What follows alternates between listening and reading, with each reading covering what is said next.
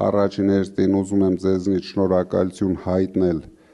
որ դուք մեր կողքին եք, մեր դաշինքի կողքին եք, իմ կողքին եք, ես դա երբեք չեմ մոռանալու, միասին պայքարում ենք, միասին կարելի ասել պատերազմում ենք, որտեղ այս ընտրական պայքարը այս մարդը վերածել է պատերազմի, բացարձակ անխիղճ պատերազմող տղա էր, գոնե մի 5 օր Ջերմուկում պատերազմ էր, Արցախում պատերազմ էր, հիմա ինքը պատերազմ է մեր ժողովրդի դեմ, ով հասկանում է իր արածները, ով դեմ է իր արածներին, միանգամից դուք տեսնում եք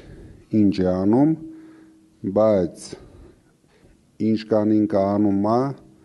մենք այդ կան պնդանում ենք, քանի որ մենք նոր կուսակցություն ենք, մեզ պետք է համախմբվել, պնդանալ, որ դրանից հետո կարողանանք շատ արագ մեր ժողովրդին համախմբենք, վերացնենք այս բևեռացումը,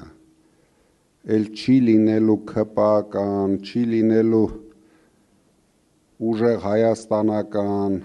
և մյուս կուսակցությունները, դա ընդամենը ընտրական պայքար է, որը վերջանում է հունիսի 7-ին, դրանից հետո մենք բոլորս պետք է լինենք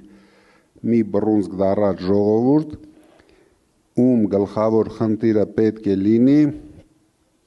զարգացնել մեր երկիրը, դարձնել անվտանգ երկիր,